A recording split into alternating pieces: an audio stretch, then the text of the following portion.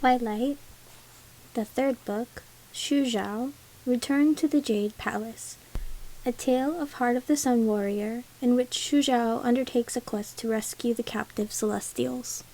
General Ming-Chi and I flew in silence upon our cloud, the other soldiers following behind us. They were the demons I had feared and dreaded from the tales, but they did not seem markedly different from the other immortals, just more arrogant and unpleasant. I decided, my irritation at the general's earlier condescension unappeased. To clear up any doubt, I will be in command of this undertaking, General Ming-Chi announced in a lofty tone without troubling herself to meet my eye. I pulled myself up, annoyed that she was taller than me. You are not. I know the Jade Palace, where the hostages are being held. I'll lead the quest. My good sense protested that I was fighting for command out of spite when I typically shied away from such things. The burdens of prestige were often not worth their weight. Still, I had volunteered for this task. It was my people that we were rescuing, and I would not wholly entrust their fates to those who'd been our bitterest foes. Was your position in the Celestial Army one of worth? Why were you discharged? She demanded. I'll not leave my soldiers in the hands of a stranger, much less an incompetent one. You're a poor judge of character if you rely on titles to be a good measure of competence, General. I paused, letting my jibe sink in. It doesn't matter what you think. When Xi instructed that I would lead this, would you disobey his command? Do not refer to His Majesty so casually, you insolent Celestial, she hissed. Do not attempt to defy His Majesty's command, you witless demon, I flung back. I had little respect for their king. I had not forgiven his abduction of my friend, even if his recent attempts to make amends had softened, somewhat, my harsh opinion of him. And not just mine. Xingyin might not realize it, but her struggle to hold on to past grudges was apparent, as was her gradual shift of heart toward the newly crowned king of Cloud Wall. While it hurt Prince Li Wei, whom I bore great respect for, my loyalties were first and foremost to her. General Meng-Chi's eyes thinned as she stepped toward me. She moved with the poise and assurance that I would have found attractive in another, except everything about her seemed to rouse my ire. Maybe it was instinct, the wisdom of my inner eye. Enough with this childish bickering, she declared, as if she had not started it with her rudeness. We will lead it together, but do not get in my way. She spoke coldly, enunciating each word as though I could not understand. My dear General, I replied with biting sarcasm, you do not grasp what it means to work together, and you reveal your ignorance with every utterance.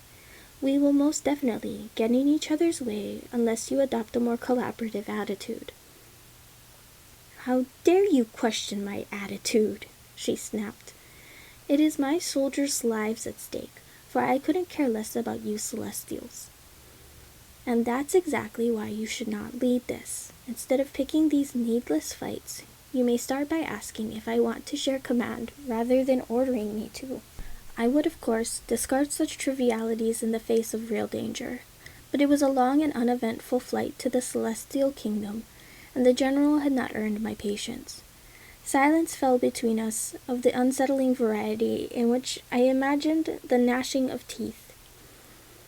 Do you agree to share command? She ground out at last. I flashed a wide grin. Of course. She nodded curtly. Now that's settled, what do you know of the Jade Palace? Where do you think the Emperor is being held? As a demon, it was unlikely she would have visited the palace before. The change in her attitude was apparent, the rancor gone from her tone. Her ability to put aside personal differences to focus on our task raised my opinion of the general, but only a little. The royal family's chambers are at the center of the palace, encircled by the inner courtyard, while the soldiers' quarters are closest to the wall. Wugong would want to take the emperor's chamber for himself, a symbol of the power he covets. Yet it's unlikely he would move the emperor out of the area entirely, as it's the most secure place.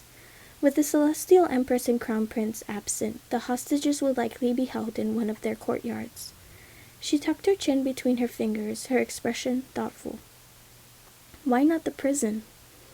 They might be there, I conceded, but I think Wugong would want to keep up appearances, to pretend he has the support of the court. Locking the emperor and the highest ranked courtiers into cells would shatter that illusion, earning the hostility of the Celestial Kingdom's allies. The rest of the immortal realm will be looking closely to see how he treats the emperor before determining whether to ally with or move against him. As an experienced courtier, Wugong would know all this.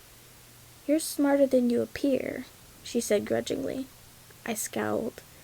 "General Meng-Chi, your compliments sting as badly as your insults." Purely intentional.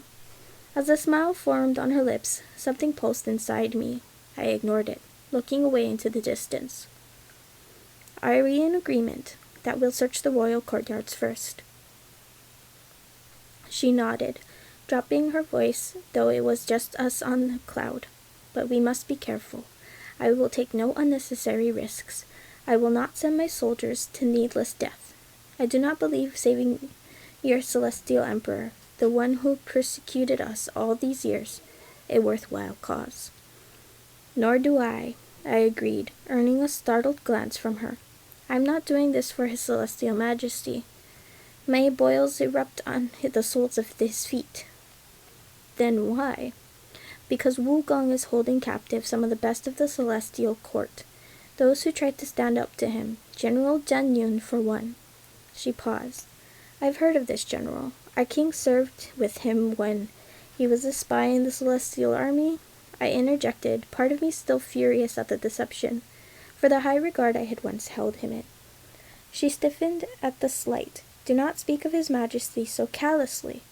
He had little choice, the alternative being to remain powerless and persecuted. He is far worthier of the throne than any other privileged royal, earning it through his own merit. I've served him long enough to know there will be no better ruler." She spoke with such earnest passion I could not help wondering if she might harbor feelings for Wen Ji. An unsettling thought, as it would be unrequited, for there was only one person in that demon's icy heart, something that had been clear even in his days as a celestial captain. While I did not think him worthy of my friend, neither could I deny the depth of his emotions, and those he seemed to evoke in Xingyin despite her attempts to conceal it. Still, curiosity pricked me. "What is your relationship with your king?" The question was too personal, bordering on insolent, yet I wanted to leave nothing to chance, for Wen Ji had fooled us so thoroughly before. "Are you asking yourself or for your friend?" she said in clipped tones. When I remained silent, she continued. "His Majesty and I have been acquainted since we were children, threatened by the same scum who could not tolerate one younger yet more accomplished, and a child of low-born parents as me. I tied my fortunes to him the moment I entered the army, partly from loyalty, and because I knew he would rise higher than those who tried to keep him down." Her bluntness eased some of the weight pressing upon me. I had felt low since the fight with Wugong on the beach, after being poisoned by his soldiers Guandao. My spirits had not been improved by being made to drink an endless stream of foul remedies by the dragons. I had not protested, neither fool nor brave enough to disobey a dragon. Yet my wonder at their presence had been rapidly worn away by dread, whenever one of them appeared with another porcelain bowl. Somehow, on this cloud, in the general's company tonight, I felt more alive than I had in a long time. General Meng-Chi was aggravating, yet I was starting to enjoy her company. She did not glaze her words with frivolity, speaking in a frank manner that lent her speech more weight. I wanted to learn more about her, but the Jade Palace loomed on the horizon, its dark green roof agleam in the fading light. Halting our cloud, I signaled for the other soldiers to do the same. It will not be easy to gain entrance. The palace is warded against entry. Only those with Wugong's permission may enter without incident. "Shall we create an incident?" General Meng-Chi asked, running a finger over the hilt of her sword. I grinned, approving of the direction of her thoughts. "If I recognize someone at the gate, I'll try to convince them to aid us. I know most of the soldiers, though I am unsure who remains in Wugong's service. Many who served the previous emperor will not be pleased at this usurpation, though few would dare show it." "What if you fail? What if they attack you on sight?" She did not appear troubled by the prospect. "I only speak to the ones that won't. Despite the assured way I spoke, my mind darted to the many ways this might go wrong. If I'm forced to fight, I will need your help, I admitted. It depends on the situation, she countered. I'll not risk my soldiers unnecessarily. Did she view my life alone as dispensable? If I'm killed, you have no hope of getting into the palace, I reminded her tersely. Then a few celestials will die, she shrugged. There are worse things. Yes, that of your esteemed king's anger and disappointment, I retorted. Her mouth pursed. Wenxi's opinion mattered to her, as it would with loyalty born of respect, not conferred by obligation. It said something of his character that Wenxi was able to earn this from so capable a subordinate, as he had from the celestials he'd commanded, even those he had no real desire to serve. We will keep you safe, she conceded reluctantly. I'll come with you. I have ways of convincing the stubborn. Her pupils glinted like onyx as she spoke. I recoiled inwardly, having almost forgotten the fearsome power some of these immortals possessed, the one they had been persecuted for. I did not want her to tamper with another's mind, not if there was another way. Let me speak to them first. Wait here for my signal. And if you fail, I grimaced, then the command will be yours as you wished. The sight of the Jade Palace evoked no joy in me, just the gloom of dread. Had it been only weeks since I'd left, it felt like years, a decade, for even after all my time here, this place did not feel like home. It never had. There was no warmth in my heart, no rise in my spirits, rather a tight unease at the sight of the walls that ringed the palace. I flew to the eastern gate, keeping a careful distance as I observed the guards there. There were fewer than expected, perhaps most had been mobilized to the cloud wall border for the planned assault. Only Wugong's trusted soldiers were on duty here, their pale faces shining, their guandao clasped in their hands, neither immortal, nor flesh or blood. An involuntary shiver shot down my back as I recalled the accursed blade sliding into my flesh, my body splintering with pain. No, I could not enter through here. There was no hope of convincing these guards, who would obey Wukong's command unquestioningly. Abandoning the eastern gate, I flew to the northern one. It was smaller, less used because it led to a more circuitous route before reaching the outer and inner courts. Fortunately, this gate was guarded by celestials in addition to Wukong's troops. The wards woven around it were strong, apparent even at this distance, and I was careful to keep out of reach. Catching sight of a familiar face, I exhaled with relief, waiting impatiently till he was away from the other soldiers. Fei Mao, I whispered, treading a shaft of wind to bear my words to him. His head swung in my direction. As an archer, his vision was sharp. He turned once as though checking he was alone before facing toward me again. Shuxiao, why are you here? We were ordered to apprehend you on sight. It was a relief that he did not call for reinforcements right away. Will you? I asked to be sure, for he would not lie to my face. He shook his head. We've lost too many of us already. His choice of words gladdened me that he regarded me as one of them. Why aren't you at the border with the Celestial Army? Celestial Army? Fei Mao repeated scathingly. It no longer deserves the name. We know what Wugong's new recruits are, no matter what he claims. We recognize those spirits, our fallen friends and comrades, harnessed into this vile slavery. Such wickedness! What will happen to the rest of us? We only survived this long because we hid our anger, feigning obedience. But Wukong trusts none of us except his own soldiers. For good reason, I thought. You know where my loyalties lie, and they're not with the false emperor. I restrained myself from plunging onward to ask his aid. Persuasion was a delicate skill, more powerful than one did not realize they were being guided.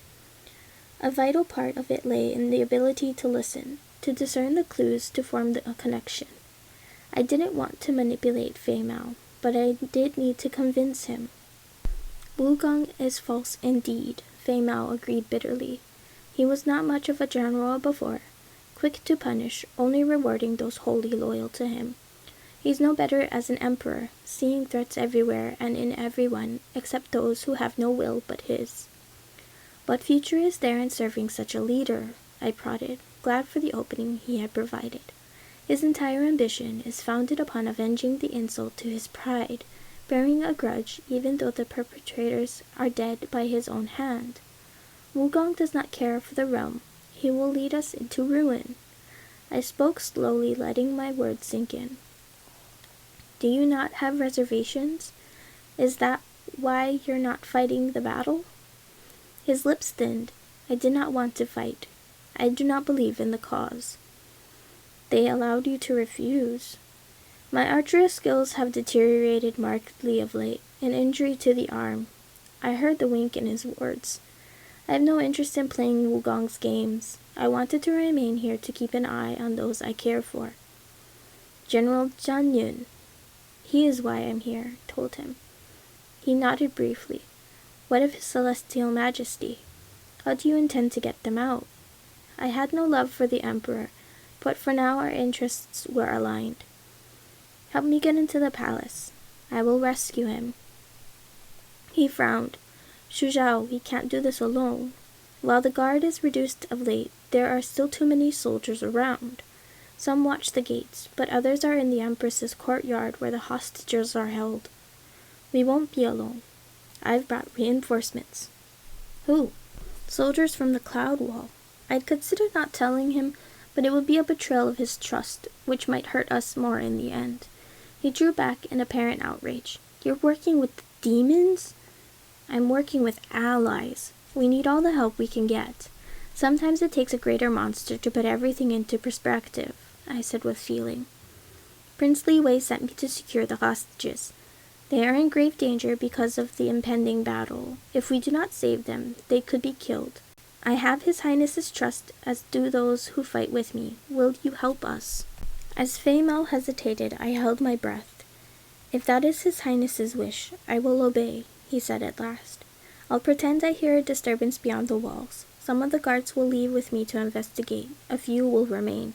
Do not attempt to enter then. Wait till I return. Conceal yourself and your aura. We will enter the palace together, and with luck, they'll miss your presence in the upheaval. He added, I'd never have attempted this under General Zhang Yun's watch, but Wugong is not the leader he imagines he is. Moreover, while his soldiers are obedient, they do not respond effectively to unforeseen circumstances when he's not around to guide them. What if they discover us? I asked.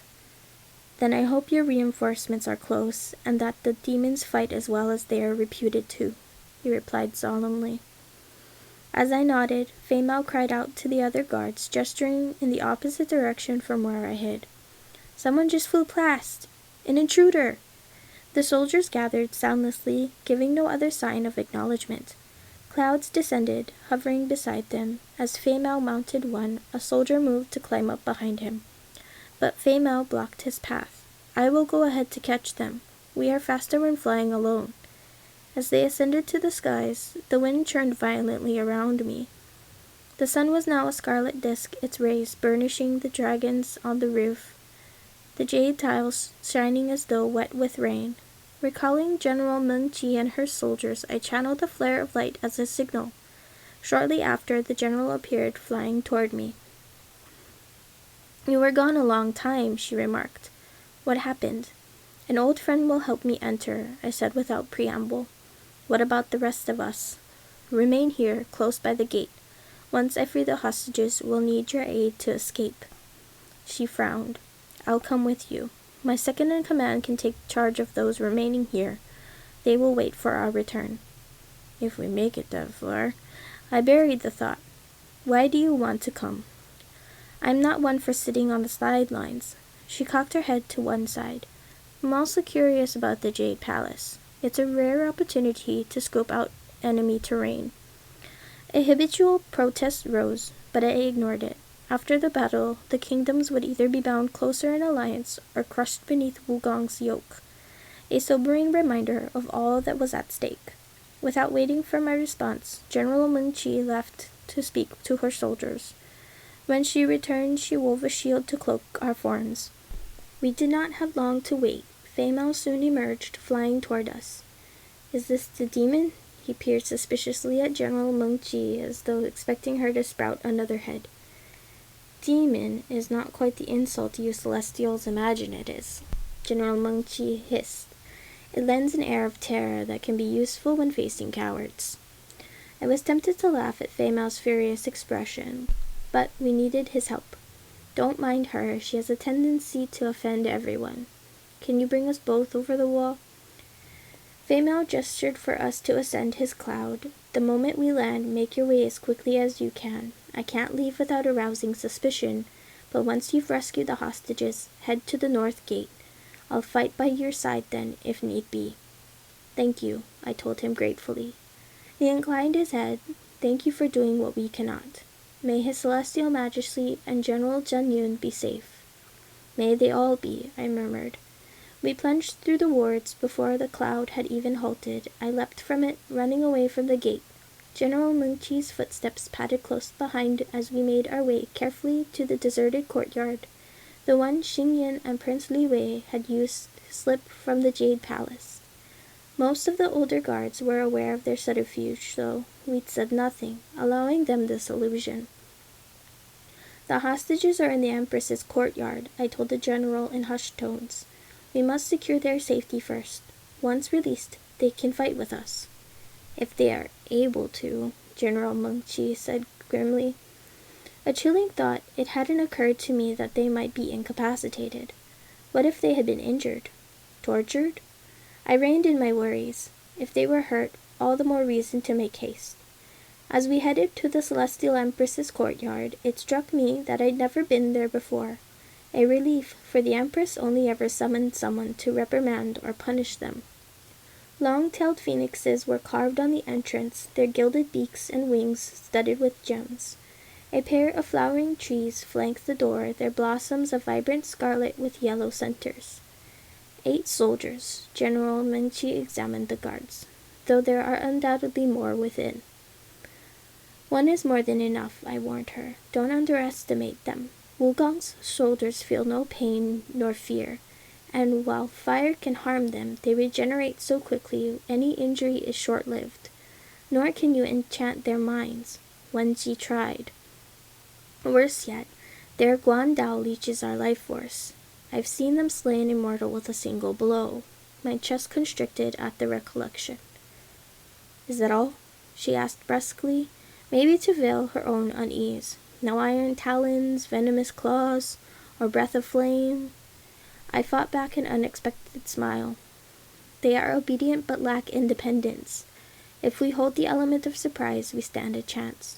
But we must keep the turmoil contained to the Empress's courtyard," I added. "I will keep them occupied while you free the hostages.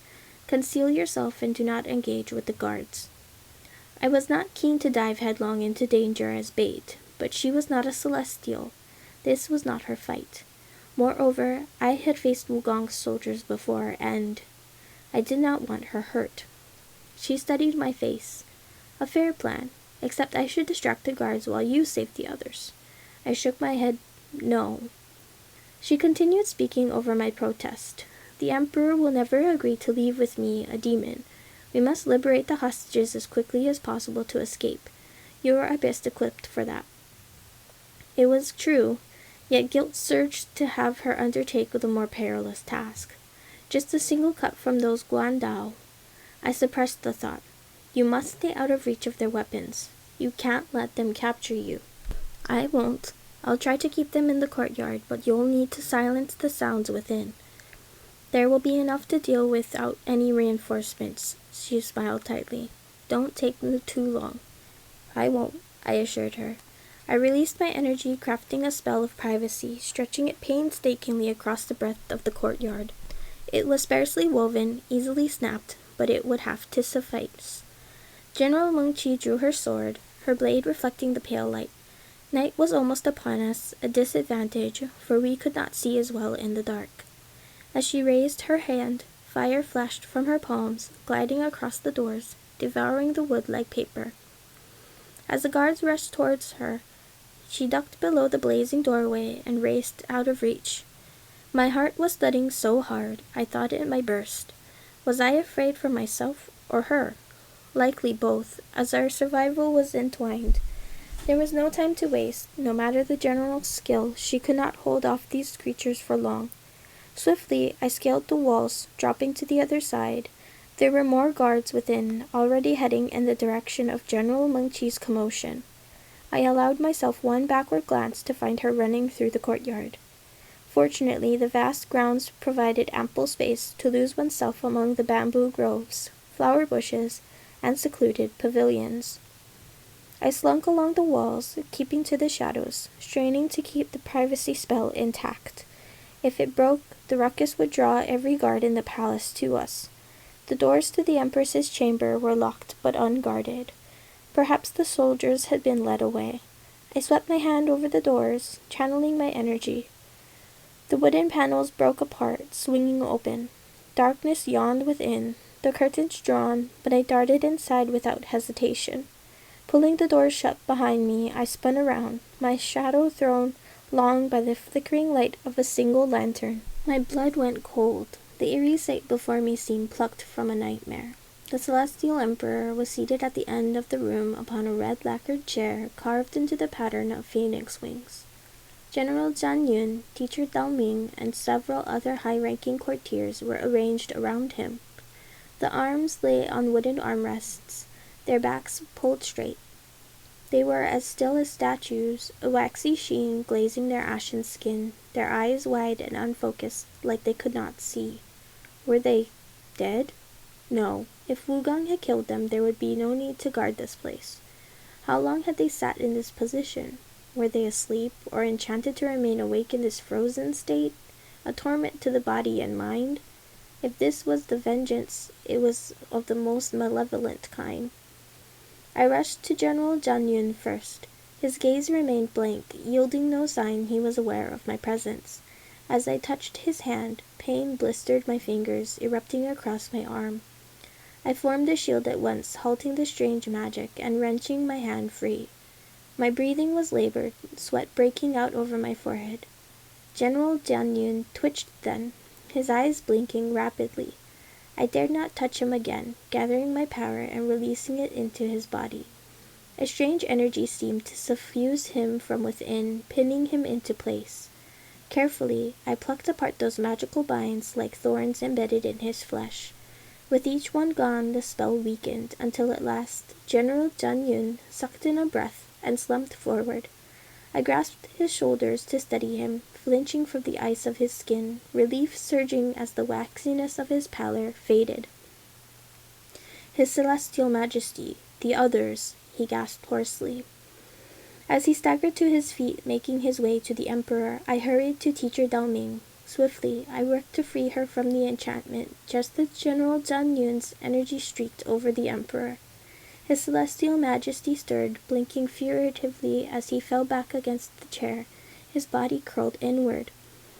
General Jian Yun, Teacher Dao Ming, and I rushed to free the rest of the courtiers. They were shaken from the ordeal and utterly furious. "Wugong must be punished," a minister snarled. "How dare he do such a thing, imprisoning us, proclaiming himself emperor? Our troops and allies will never stand for this. He will pay." The Celestial Emperor spoke now, though his tone was hollow, his hands trembling. "We must get out of the palace first."